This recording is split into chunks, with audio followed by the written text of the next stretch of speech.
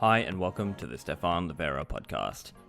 Today, for episode 238, the market for high-quality hardware wallets is heating up and it's becoming more competitive with new entrants over time. Today, Zach Herbert and Ken Carpenter of Foundation Devices join me, and we're talking about their new device, which is fully air-gapped and PSBT supporting wallet. This show brought to you by Swan Bitcoin. Bitcoin has emerged as a major player on the global stage. It has been significantly de-risked over the past year with major investors, institutions, and companies making big investments. At this point, everyone should probably own at least a little. A common way people get started is establishing their initial position with a one-time buy and then start dollar cost averaging with automatic recurring buys.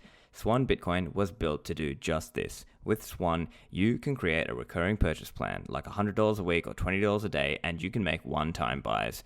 Swan supports bank wires for larger amounts, and ACH transfers for smaller one-time buys is rolling out to members now. Swan is available in all states and territories of the US, now including New York. Swan is the best place to send your family and friends when they're ready to get started investing in Bitcoin. Send them to swanbitcoin.com/Livera, and Swan will drop $10 of free Bitcoin into their account when they become a member. That's swanbitcoin.com/Livera. Knox is a Bitcoin custodian dedicated to ensuring comprehensive insurance coverage for client assets. Much of what passes as insurance today isn't purchased for the sake of protection, but for pure marketing reasons. Knox believes insurance should exist to make fund recovery possible. No sharing coverage between customers. Knox takes a unique approach when it comes to purchasing insurance for customer assets. Coverage is set aside exclusively for every customer in a one-to-one capacity, all with a comprehensive policy covering a range of loss and theft events, including internal collusion. So if you are a Bitcoin company, RIA, fund, trust, or family office, make sure to contact Knox to discuss Bitcoin custody and insurance. knoxcustody.com. CipherSafe.io, producing metal backup seed products like the Cipher Wheel. They have a new product called the Bitcoin Recovery Tag, specifically helping you with recovery. It's an extra stainless steel tag with info like the original wallet, gap limit, derivation types, scripts used, and each of the major hardware wallets all have their own type of recovery tag that you can buy. And you can attach this to your seed word backup with the stainless steel cable included. And it even includes a website link for recovery to help you or your heirs recovering the coins on Electrum. So it really adds that value of helping you recover in practice. So Bitcoin Recovery Tag works with any seed word backup device, obviously including Cypherwheel, but others such as CryptoSteel or CryptoKeys, Billfodl, CryptoTag, Blockplate, and others. So go to CipherSafe.io and use the code Livera for a discount. Zach and Ken, welcome to the show. Thanks for having us. Yeah, thanks. Good to be here. So guys, great to chat with you, and I have had a chance to look at your device that you've given me as a tester, but obviously just for the listeners who may not know you, can you just give us a little bit of background on yourselves, where you came from and what you were working on before all this Bitcoin stuff? Yeah, definitely. I can go ahead and get us started. So I have been following Bitcoin since around 2013. And I've been, I lurked for a few years on Bitcoin, Twitter, and Reddit, and then did a few smaller projects around 2016. Like, for example, I was selling hardware wallets on OpenBazaar, if you remember that decentralized marketplace. Yeah. So that was that was a fun and interesting experience. And then I have a mechanical engineering background, and I dropped out of business school actually to join up with a local company in the cryptocurrency space in Boston. So I kind of went through the phase of getting really into Bitcoin for the, ideals of decentralization, and then getting into some of the other cryptocurrency stuff, and then realizing that Bitcoin is what's actually important.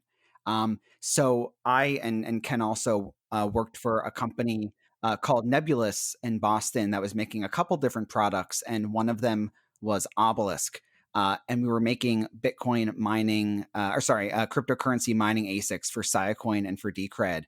And so between 2017 and 2019, we actually learned how to make hardware, and we crowdfunded and sold and shipped over $26 million in mining hardware over a couple different generations, all manufactured in the USA. And around mid 2019, we started to get really excited about the idea of building a Bitcoin hardware wallet. we actually were really inspired by your podcast series with hardware wallets. I think that was around like summer of 2019. And Yeah. specifically that interview with Michael Flaxman, where he was saying every Bitcoin hardware wallet sucks. And so a lot of those ideas resonated with us. And so we kind of just kept talking about it. And then ultimately, myself, Ken, and two of our other teammates decided to quit our jobs in the beginning of this year and start Foundation Devices with the goal of making the open hardware foundation for Bitcoin and a sovereign decentralized internet, starting with our first product, which is a Bitcoin hardware wallet called Passport. Gotcha. And Ken, let's hear a little bit from you also. Yeah, sure. So my background is computer science. So I'm the software guy, software engineer and architect. So in my career, I've done things, everything from embedded systems and network protocols, device drivers, embedded databases, wrote a lot of C code, a lot of C++. Worked for companies like Electronic Arts, Arista Networks. I worked for a high-frequency trading company in Manhattan, developing data analysis and visualization tools. And around 2017, I kind of got interested in cryptocurrency. So I was a bit of a late bloomer, I guess. And I was interested in Siacoin, which was made by Nebulous. And as I got more interested in that, I got involved with the community there. I actually ended up quitting my job at the high frequency trading company and joining Obelisk as an employee. And while I was there, I was responsible for the firmware for the miners, the web-based user interface. I wrote the customer portal front end and back end. And actually, I was a VP of sales too, which was interesting. So also involved with a lot of customers who were working to find co-location facilities to host their miners. And yeah, over the course of that project, brought two generations of software and hardware to market, as Zach was mentioning. And that brought us up to today, where now I'm head of software for Foundation Devices. Great. And so I just wanted to also touch on some of this Obelisk stuff, because there's been a little bit of chatter, and I just think it'd be a good opportunity to just address this and discuss that, also just to set that, to give the listeners a bit of your perspective on what happened with Obelisk as well, because from what I've read, it seemed that there were some users complaining that they didn't get what they purchased, although I understand, you were not, Zach, you were not the CEO, you guys were working at this company, but could you just address some of those kind of concerns that have been raised? Yeah, absolutely. So we're actually really proud of the work we did at Obelisk. I joined in right as the company was getting started as an early employee in the summer of 2017. And as you know, later in that fall was the big crazy bull market. And so we launched this crowdfunding campaign for these ASIC miners, without even having like a photograph or an image or any really information about the device of what the device would look like. So we said, give us money, and in 12 months from now, we'll give you a miner. And so, as you know, with a lot of hardware crowdfunding projects, they can often spiral out of control. That did not happen here. So we actually shipped every device that we sold. We shipped over 12,000 ASIC miners, as Ken mentioned, across 2 generations of chips and 3 generations of industrial design. And we manufactured all of that in the US. We were an average of 3 or 4 months late, depending on the batch that you ordered from, right? So we were saying we would ship by August 31st, I believe it was, of 2018. And I think the first shipment started going out in October or November, but we shipped everything. And it was all within about 20 or 30% towards the target spec that we were aiming for back when we started the sale. So I think the main contention is that the altcoin mining space is a total mess.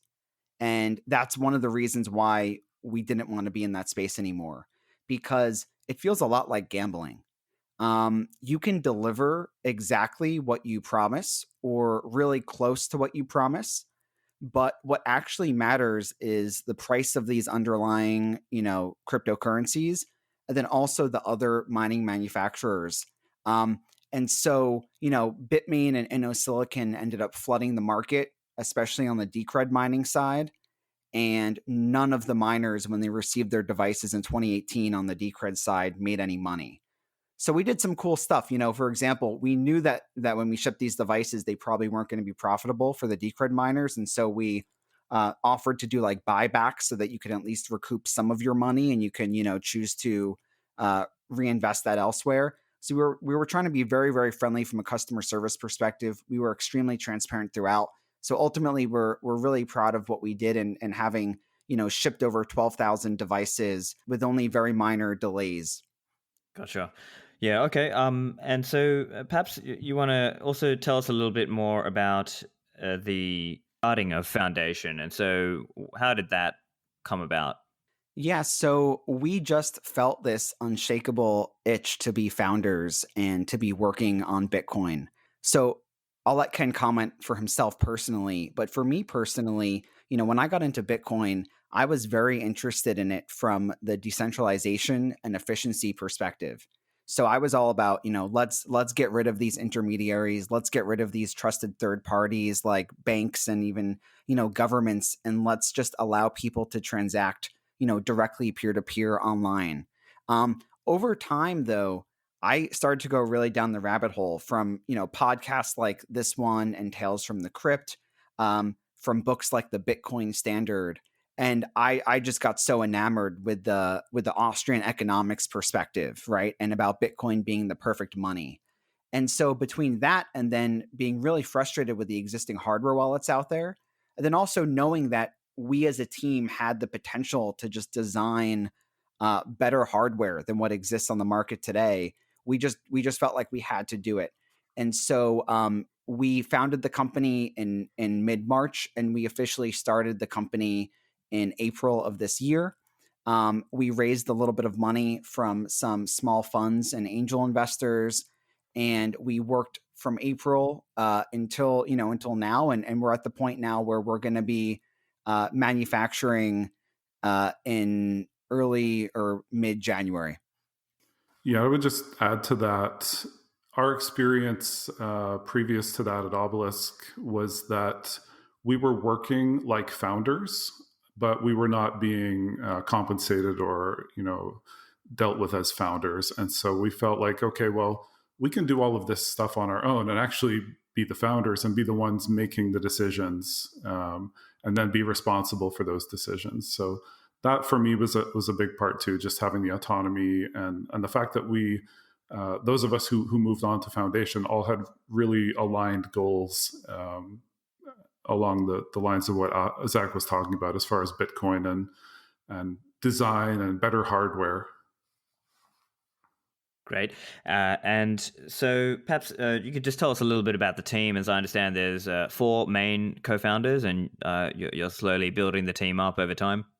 Exactly. So like I mentioned before, have a background in mechanical engineering. I'm really obsessed with product design. I've always been obsessed with Apple as a company. And so as you can imagine, as I've embraced Bitcoin and open source, I've fallen more and more out of love with Apple and hoping that we can do similar great hardware designs, but have it all open. And we also have Matt as one of our co-founders. He's our head of circuit engineering.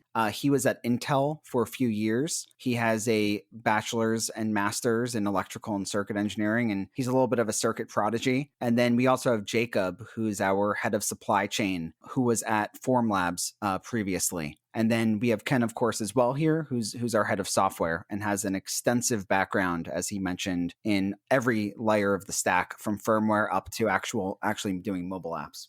Zach always tells me to shorten my intros because I keep talking too much. So that was really a really abbreviated intro that I gave. Yeah, and we're hoping to grow the team. So far, we've done everything with our team of 4. Between the 4 of us, we can really hit every discipline of bringing hardware to market. A lot of the times, hardware teams struggle, especially on the supply chain and the operations stuff, being able to actually source all these components and then manufacture them. We benefit from those experiences at Obelisk, where we did so much manufacturing in the US. So we built up a lot of connections within different suppliers and manufacturers here. And so Passport is actually being fully assembled, the circuit boards and everything fully assembled in the USA, which is also something that we're really proud of. Cool. And so I've had the chance to use the demo unit also. Perhaps you could just tell the listeners, what are you trying to achieve with the Passport device itself, which is the first product?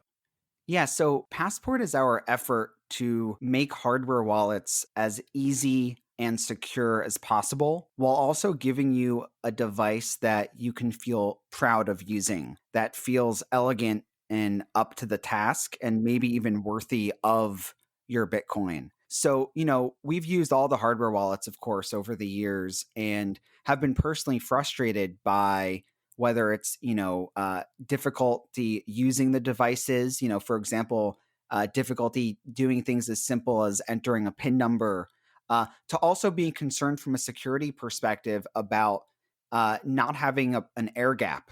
And I think Michael Flaxman probably explained all these shortcomings much better than we can over a year ago on your podcast. But we think things like PSBTs are really important. Having a true air gap is really important. Allowing for really easy text entry and navigation to encourage best practices when it comes to passphrases or other things like that is really important. So we just want to make a hardware wallet that is so easy to use that maybe we can actually pull users off of Coinbase and other centralized exchanges. And then also have this really great open source security model where not only is the firmware completely open, but the hardware designs themselves are completely open, both for auditability and then also so anyone can build off of our work. Right. I mean, we're seeing ahead here to, Bitcoin exploding. And we just don't think any of the wallets out there today are really going to get us to the hundreds of millions more people that are going to be coming into Bitcoin. We just think we need to improve the user experience significantly to get those people on board. Yeah, and we look at the hardware wallet space today as being very similar to the MP3 player space before the iPod came out. We're not claiming that we're the iPod, but we're definitely striving to follow those similar principles in terms of design and UX. And we're just looking to make a product that millions of people can use. And our biggest fear is that we're going to see a massive amount of new users over the next few years during this bull market and then throughout this decade. And that because it's difficult to store your own coins, your own keys, we're going to see all those users go to Coinbase or go into Grayscale or something like that. And it's already quite scary, right? Where I think it's maybe it's over 1% of the Bitcoin supply, I think, is with Coinbase custody right now. And that's just not an environment that we want. And so we just want to be able to provide users with actual sovereignty and ownership over their keys, but without them having to deal with a lot of the complexities and all the quirks of using today's generation of hardware wallets. Cool. And so, one interesting aspect here is when you are doing a hardware wallet, some hardware wallet manufacturers in the space have chosen to try to provide the full stack, if you will, like, for example, Ledger Live or Trezor's web wallet, whereas other hardware wallet manufacturers have opted more to just say, no, we're just making the hardware, you go and use the wallet software. So, tell us a little bit about your approach on that part. Yeah, so our approach is definitely the second approach and very much inspired by Cold Card's approach. Um, we think that at its essence, hardware is a delivery mechanism for great software. And we think that the software developers that are working on all these different fantastic projects, whether that's Spectre or Casa, or whether it's the team at Unchained Capital, or whether it's these newer multi-sig wallets like Lily, or I think Nunchuck just came out a few weeks ago. There's so much innovation on the software side. Our goal as a hardware manufacturer is to give all the software developers access to just a great device that they can really easily integrate with their applications and then provide their users with more security. Then what that does is it allows for faster innovation on the software side. So for example, Ledger's Live app only just added full node integration like a week ago, but you've seen so many other wallets that have full node integration over the last few years, because when you're when you're more agile on the software side, you can move faster. So, that I think is key and important to us. And then there's also the privacy concerns. If you start to trap users into this ecosystem where you use your corresponding desktop app to also be a place where they can buy Bitcoin or other cryptocurrencies and then swap between them and all that kind of stuff, you start to create a walled garden. And you also start to collect a lot of data about these users. XPubs, IP addresses, all this information. We don't actually want any of this information. And so we try to carry that practice through even like our website and e-commerce store. And we self-host everything on WordPress or WooCommerce. We self-host our own analytics. We don't want to be giving data to anyone, and we want to be collecting the most minimal data as possible about our customers, because there's serious privacy concerns when you're building this kind of stuff. Of course, and I guess, look, I broadly agree with you, and I think perhaps might be fair to give a bit of a context there for some of the OG hardware manufacturers like Trezor and Ledger. I think, they were started in a different era, before some of the software that we have today is available. So I guess maybe part of it is like they had to do things a certain way because they were around at a time when the tooling just wasn't there. But now we do have better tooling, and we have things like Spectre Desktop, and we have things like, Blue Wallet, which we might chat a little bit about, and some of that aspects. And certainly I think the approach of kind of each party trying to specialize harder into their area and say, okay, I'm a hardware manufacturer and I'm just going to focus on making the best possible hardware wallet I can. I think that makes a lot of sense to me. But perhaps the challenge then is, how do you make it all interoperable? And I suppose PSBT is part of the answer here, but how do you kind of figure out, and how do you think about working with the different wallets that are available out there? Yeah, so I think PSBTs is definitely key here. And luckily, there's been a lot of great work that's been done. When we actually started the company, Passport uses QR codes as the primary means of communication to establish a really secure air gap. We did not know what standard we would be using for QR codes. Luckily, Blockchain Commons, which is a nonprofit group in the space, was working on that. And so they basically developed this, it's called I believe, Universal Resources Standard. And that's actually what we use to have interoperability with the QR codes. They're also working on other standards to help hopefully make it easier for wallets to interoperate both between the software and the hardware wallets. So we're part of the working groups there, and keeping up with what they're working on, and providing our input on what we think the standards should be. So the goal is basically that, one, we have a universal standard for communicating data over multiple QR codes with an air gap. And it looks like with this standard from Blockchain Commons, we've achieved that. And that's currently used by all the different wallets that are using QRs, whether that's Kobo, Spectre, Blue Wallet. Some of them are using an earlier beta version, which is 1.0. But they should all be upgrading to 2.0 over the next several months, which is like the final version released by Blockchain Commons. And then Blockchain Commons is also doing some other cool stuff, like standardizing like the export, so that when you go ahead and you export your XPubs, you're able to basically export, all of your XPubs and your various derivation paths in like a single set of QR codes. Because right now it can be kind of complicated. Each software wallet kind of requires an export from the hardware wallet in different formats.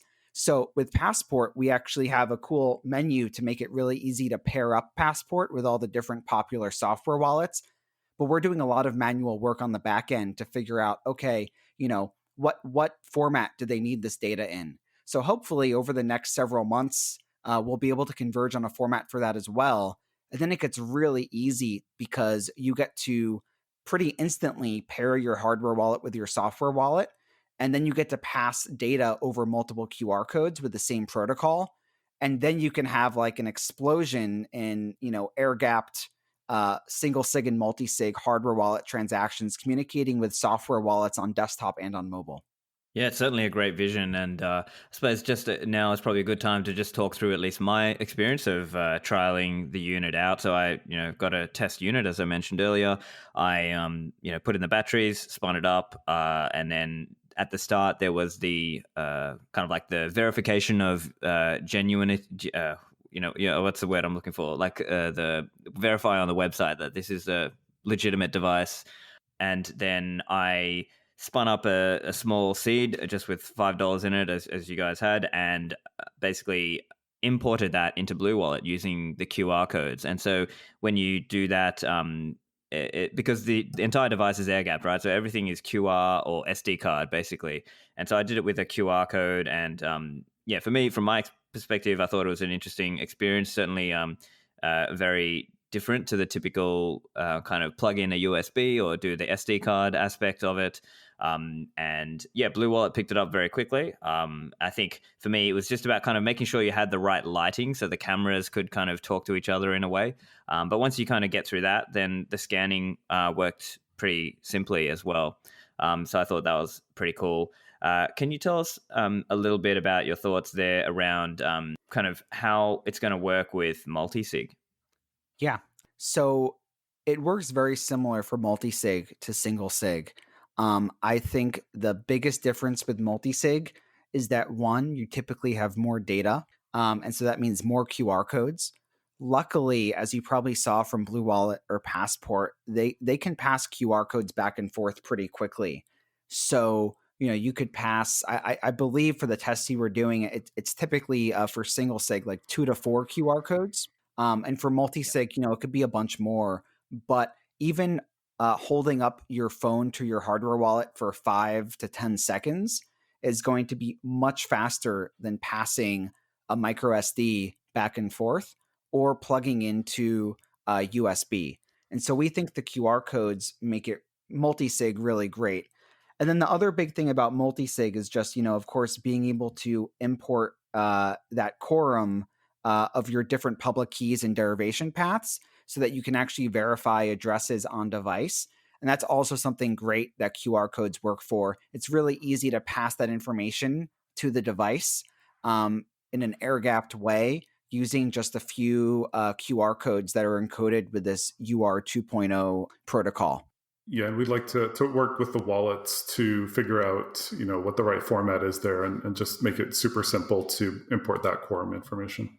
Yeah, that's great. And I think that certainly was, I think, if you go back a year, one of the challenges that, Michael Flaxman and others were talking about was this idea of how do you make sure you actually have access to the change and that you're not, signing to some quorum that doesn't include only your, say, 3 devices, things like that. Whereas, as I understand, then once you register the other devices in the quorum, then that's now starting to give you additional protections against this kind of thing.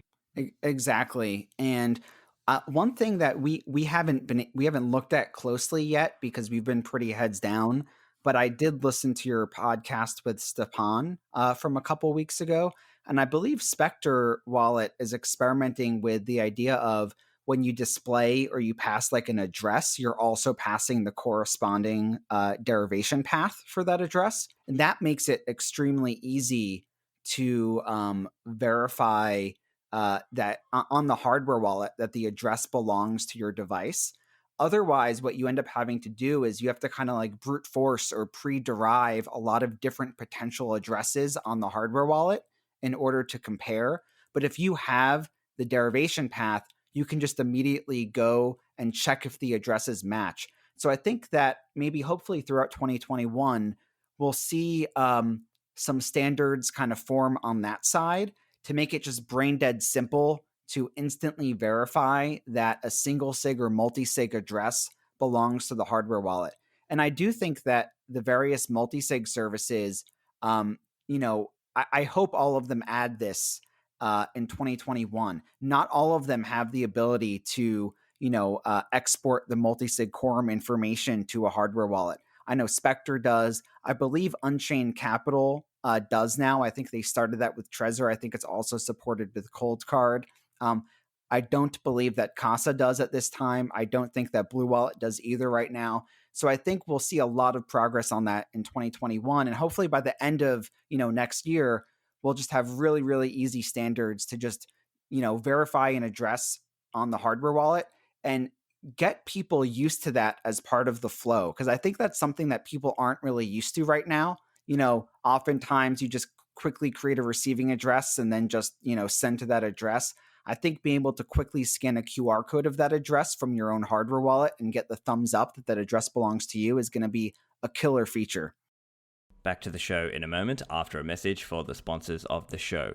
Unchained Capital are building Bitcoin native financial services. And for you hodlers out there who are looking for ways to improve your security and go to a multi-signature setup, Unchained Capital is a great option for you. They offer the multi-signature vault free if you set it up yourself with no setup and storage fees. However, if you want help with that, if you want the white glove treatment, they offer the concierge vault setup. So you can get a call or have multiple calls, have hardware wallets shipped out to you, have your questions answered, and as part of the service, as part of the product, you'll have $1,000 of Bitcoin deposited in your vault. Now, if you want a discount on that, use the code Livera. Unchained Capital also offer OTC purchases, and you can have those done directly into your new vault. So this is a great option if you are looking for a self-directed Bitcoin retirement account, or if you're a company looking to move Bitcoin to Treasury. Don't forget that Unchained Capital offer advanced business accounts, which offer all sorts of features that can help you do this and manage this process. So go to unchained-capital.com to find out more. And finally, Lend at Hodl Hodl is a global Bitcoin-backed lending platform. It allows you to lend or borrow anonymously on your own terms. This is a peer-to-peer lending solution with a secure and transparent collateral storage system by providing unique multi-signature escrow for each deal. So Hodl Hodl is that partner in this lending transaction. And so if you have stable coins lying around, you can go there and put up an offer to earn interest by lending on Lend at Hodl Hodl. Or on the other hand, if you have Bitcoins and you need some liquidity and you don't want to sell, well, you can borrow stable coins and keep on hodling. So with Hodl Hodl's Lend platform, you set your own terms and put up offers depending on how long you want to borrow or lend and interest rates. It's a peer-to-peer system. So go and check it out at lend.hodlhodl.com. Back to the interview. Yeah, certainly I think it's interesting to see the way security in the space is quickly ramping up, and perhaps in the past some of these things were available only to professional level or very highly technical Bitcoin wizards, right? Whereas now with some of these things are coming down the technical competence level requirements, and so it's kind of making some of these higher security aspects available to the everyman, or at least it's going to start out with the more tech savvy people.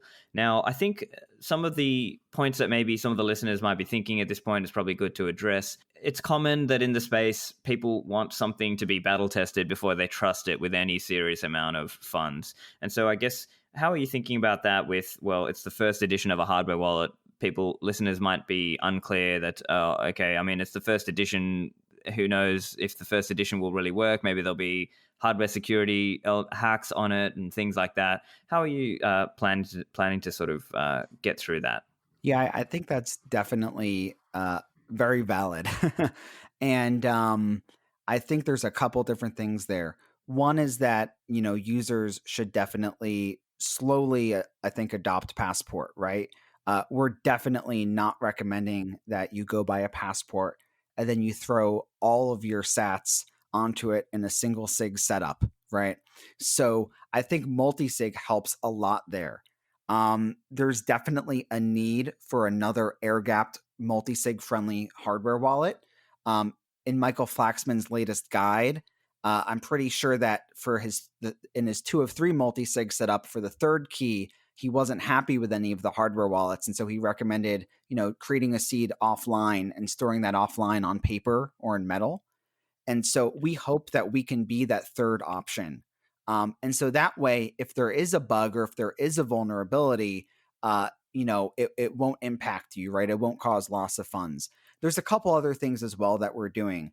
So one is the hardware architecture we're using is not like invented by us. It's the same architecture that Coldcard and Bitbox02 use, which is when you have the standard microprocessor and then a secure element chip. And in this case, we're using the same secure element chip as both Coldcard and Bitbox02.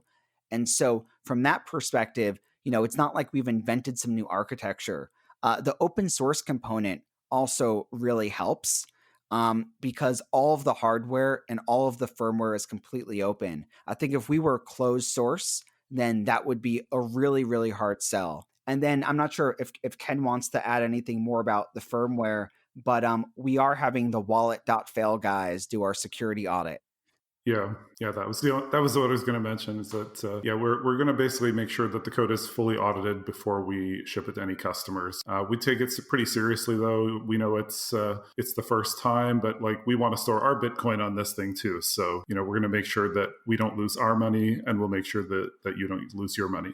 Yeah, while we basically designed Passport from a hardware perspective from the ground up, and we started off with a fresh MicroPython project and did all of our hardware bring up for all the various components and, did a lot of the low-level firmware stuff, we have ported over a lot of Coldcard's open source firmware as well, including the code that they use to create the Bitcoin transactions. And we looked at a lot of the code that we used for communicating with a secure element and some of the security features too. And so one of the great things about open source, especially when you're dealing with, GPL3 code, which is very copyleft code where, you open source your code and you only let other people use it if they're going to open source their work in return.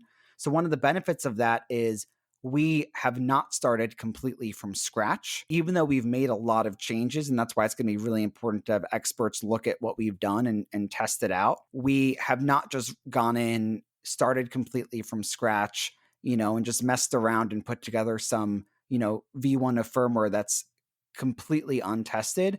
We've tried to use some building blocks and then architecture from existing devices so that we're not just, flying blind here. Hopefully, that will help us a lot and help us avoid, rookie mistakes that you would expect from a new hardware wallet manufacturer. Yeah. So we tried to use the things that were solid, more or less unchanged. And then anywhere that we thought we wanted to do something differently, we spent quite a bit of time thinking about what changes we were making and the security model around those. So I think we're going to be good. We'll see what the audit has to say, and we're planning to publish the result of that audit as well. Excellent. And I think another point that listeners might be thinking is it also takes kind of monitoring what's going on in the Bitcoin space. As a quick example, as I understand, there was as I'm sure you guys would know, there was that SegWit vulnerability earlier in the year. Now, technically,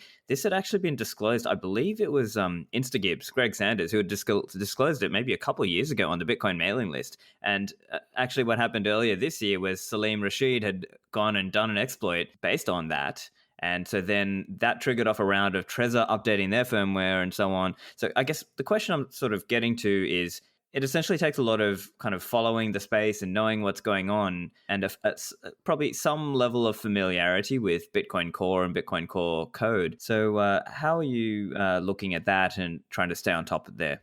Yeah, so I mean, Zach has been really great about following the news side of things and then pointing me to things, because I've been really heads down getting the code working. One of the things that I'll be doing in the coming few weeks, though, is going back over a lot of those issues that have been found over the time since we first started working on it, and integrating some of the patches and addressing some of the vulnerabilities. But I've also started looking at some of the Bitcoin Core just to sort of get very familiar with it, or not very familiar, just to get a cursory level of familiarity with the code before I can start diving in. But it's definitely on our list to get more familiar with that code, and also we're looking to hire more people in the future to help augment that knowledge. Exactly. And then I think by sharing some common code with Coldcard helps us a lot. And then just looking at, all of the different updates from Ledger, from Trezor, from Bitbox, and from Coldcard on every release cycle has allowed us to get really comfortable with everything. So we started the project, the software project, in April. And so we're completely up to date with all the vulnerabilities from before April. And then over the next several weeks before we ship, as Ken mentioned, we're going to be making sure that we address all the stuff that's happened since April. That SegWit vulnerability was definitely interesting, where you have to, you can get someone to sign multiple transactions and then piece together, basically a fraudulent transaction and steal their coins. Coldcard fixed that in an interesting way by storing a little bit like a hash of the transaction on the cold card. I know that also that vulnerability created a lot of controversy. I believe that was the same fix that caused Trezor to close down a lot of derivation paths, which broke compatibility with some various software wallets. And so we're really cognizant of, as we make sure that we're caught up with everything in the space and keeping track of all the vulnerabilities, we want to make sure that we fix things in a way that makes the software wallet developers happy, as opposed to, breaking any functionality, which was pretty contentious earlier this year. And I know like some things like BTC Pay were affected, Casa was affected, a bunch of stuff was affected with how that specific SegWit vulnerability was fixed. Yeah. And also wanted to chat a little bit about seed generation and some of the different options available there. So can you tell us a little bit about the approach with seed generation and getting sufficient entropy and sufficient randomness there? Yeah, definitely. Maybe I'll probably give just a higher level view of how we think about seeds, and then Ken can take us through some of the nitty gritty, because we do something different than all the other hardware wallets with our main source of entropy. The way we think about seeds, though, we kind of share Casa's perspective on this, where we think that for normal people, seeds are really challenging to deal with. Our ideal scenario is that we never show the seed to the user. And that's a different approach than what I think all the other hardware wallets take. The reason for that is because, as Bitcoin scales to millions and hundreds of millions of people, I think a majority of people still don't really know what the seed phrase represents. And if you look at the recent Ledger and now Trezor phishing scams going on right now, and I've actually clicked through these websites to test them out for fun, they typically revolve around tricking a user into entering their seed in a web browser. I think that just doesn't work in the long term for a normal person to be expected to write down and manage these seeds. So I think multisig is really, really important there. And then one thing we're doing as well, which you did not see in your demo because we haven't finished this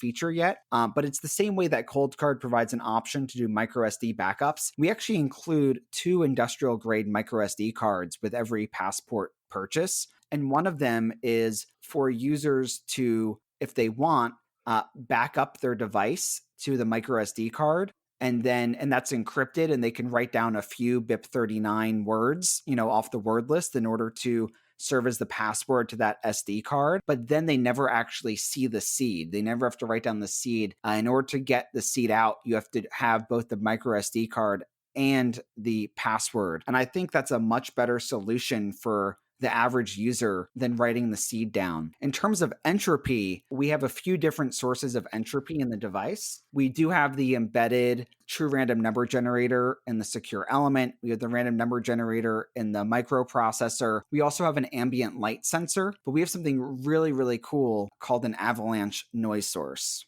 Yeah, so what we did there is following some work by Bunny. It's basically a circuit, which is a combination of basically off-the-shelf components like resistors and capacitors and whatnot. And the combination of these components actually generates random noise. And we sample the noise and then use that sampled noise run it through a whitening algorithm and come up with random numbers. And we've done some work running it through random number analysis. We're still doing some more work there, but it's looking really, really good as a random source on its own.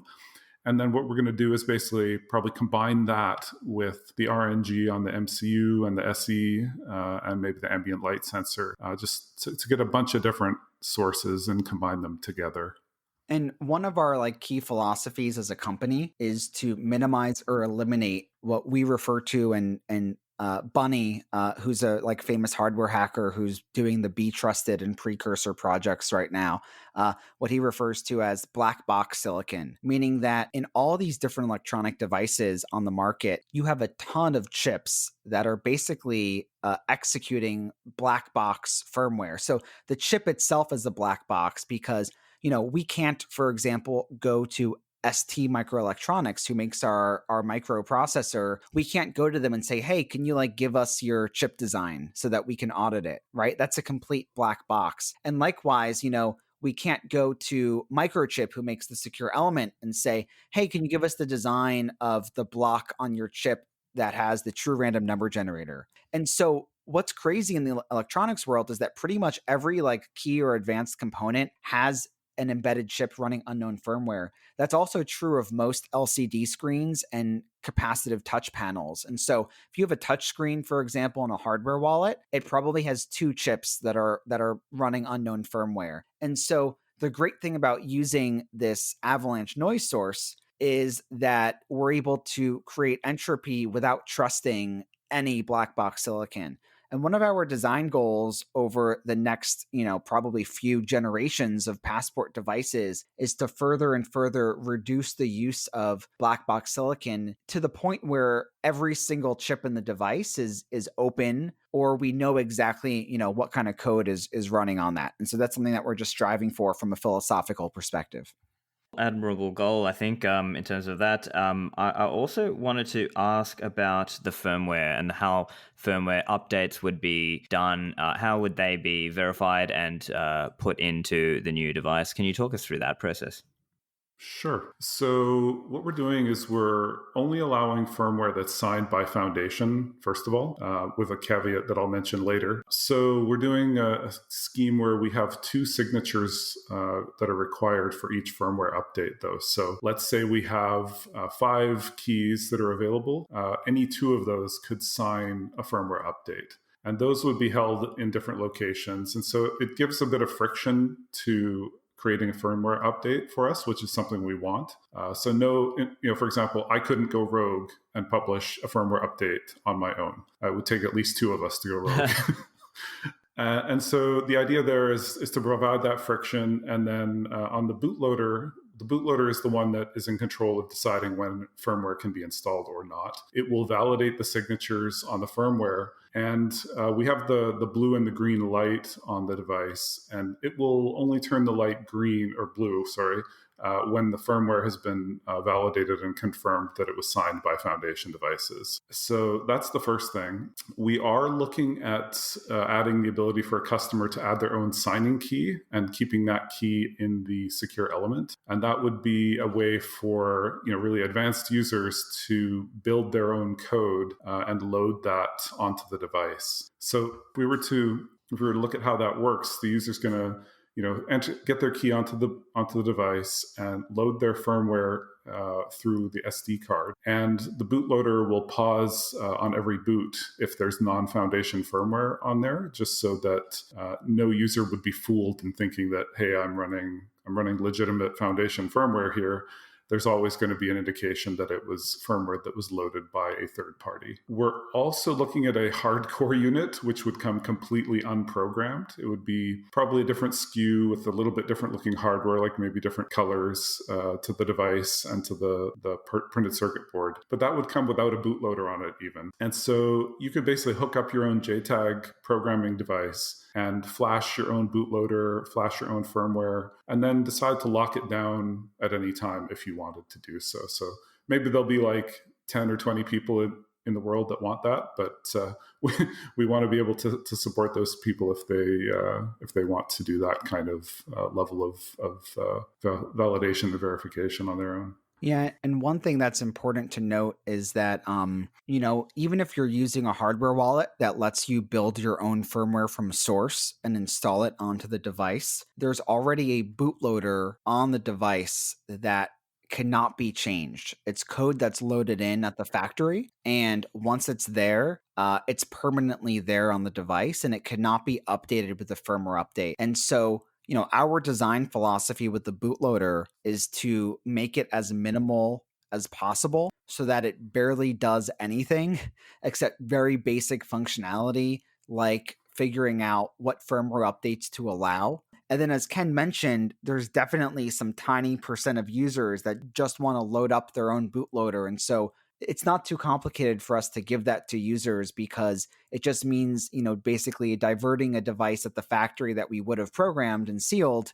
We're just sending that off, to a very advanced technical user, maybe with a little kit where they can hook it up to their computer and they can, build everything from source themselves. So while we've made some key design decisions, we're restricting it only to allow firmware signed by foundation devices, we are still offering some of these power user features, because we think from a sovereignty perspective that it's really, really important for the people that want to be able to build their stuff from source.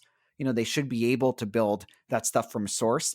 And we as a company should never stop them from doing that, because then it's a very slippery slope to be like an Apple-like, walled garden. Gotcha. Also thought it would be good to just talk a little bit about, in terms of, attack surface of the device and so on. So the main two methods that I've seen from using the device, you've got the QR and the SD card. So can you talk to us a little bit about, why you chose those methods and, USB, not having USB? Yeah, so I mean, we know that when you plug something into a computer, you're basically you're potentially connecting it to the internet.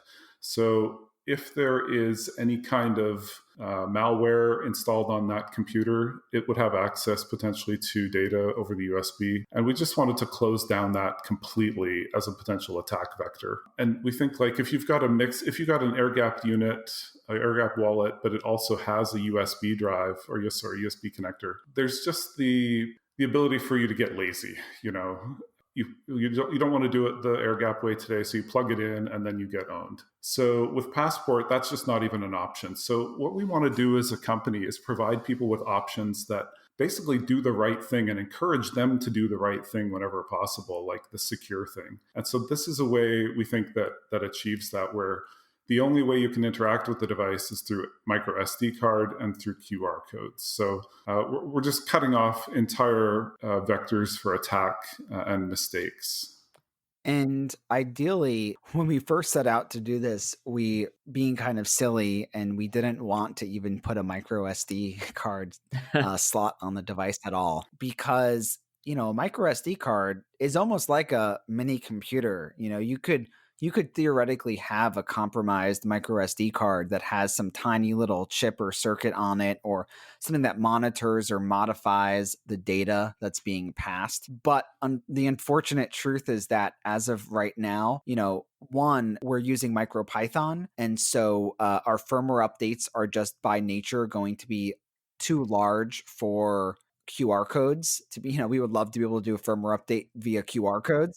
It seems kind of silly if you're, talking about hundreds of QR codes, but if you're making some minimal changes to certain lines of code and you're able to just pass the delta, it could be possible on a future unit, especially if we try to move to something like some kind of like color QR codes or something like that in the future that can transmit a lot more data. So that's something that we're, keeping our eyes on. And then, just QR codes themselves are fantastic in terms of the auditability. You can always scan the QR codes, and you can really quickly, through just numerous different software, either on mobile or on desktop, you can verify the output of that. So it's much, much harder to pass something malicious through QR codes. And then, just to add on with what Ken was saying about USB and then maybe also Bluetooth, there's so many Bluetooth vulnerabilities all the time. We really don't think a hardware wallet should have Bluetooth. You could just Google, like Bluetooth vulnerabilities. I think there are like 3 this year or something like that are pretty bad. And then with USB, you can do a lot of like tricky things with USB, and,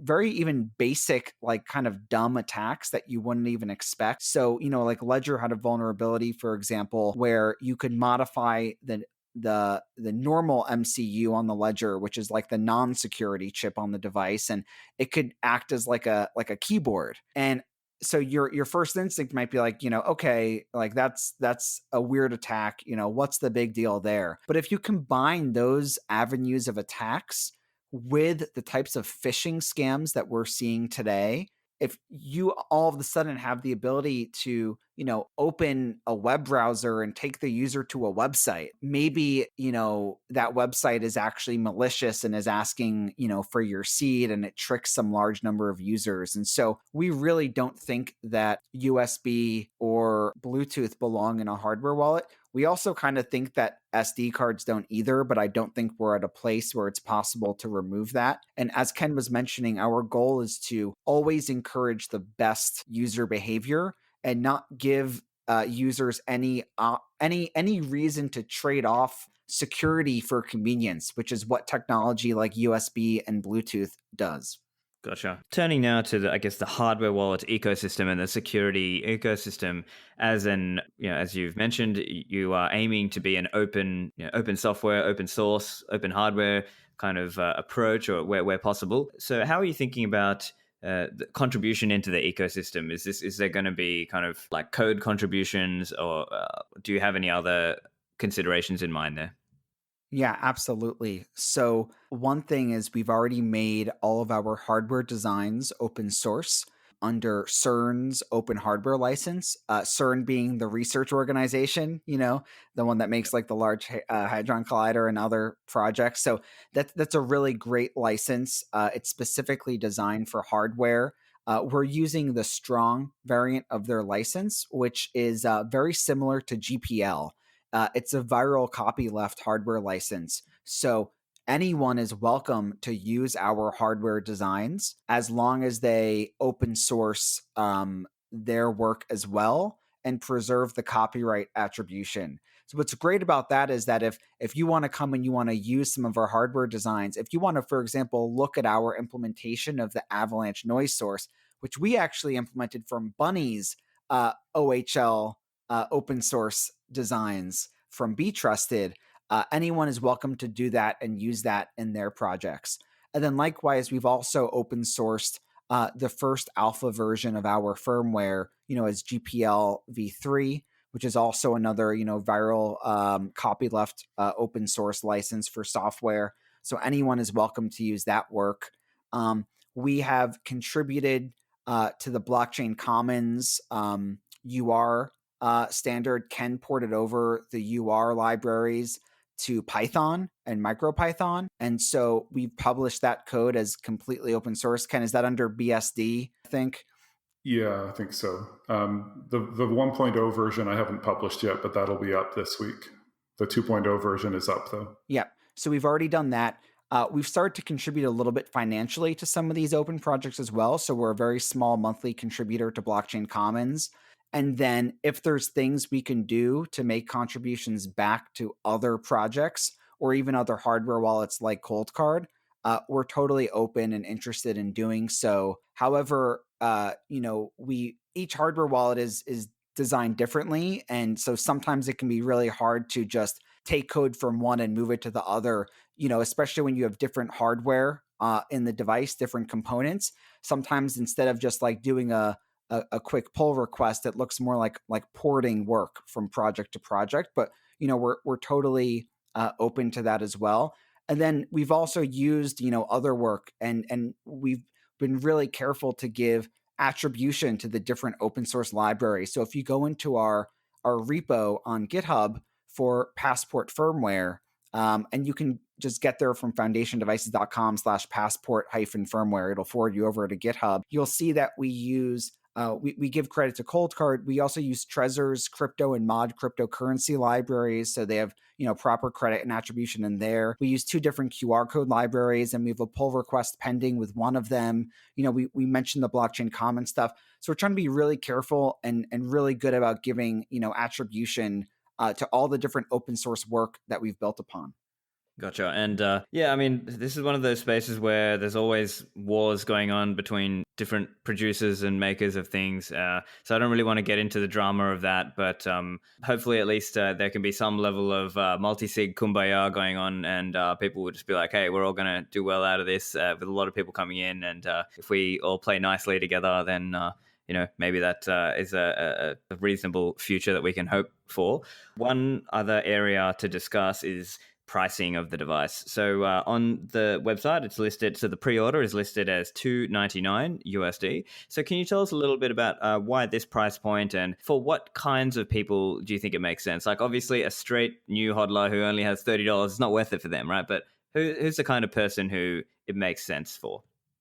Yeah, I mean this makes sense for anyone who holds, at least a few $1,000s of Bitcoin or more, right? So this definitely does not make sense if you hold, $1,000 of Bitcoin. And I think if you're going to do that, and hold a smaller amount of Bitcoin, you're probably just going to have it on, Cash App or River or on one of these other services.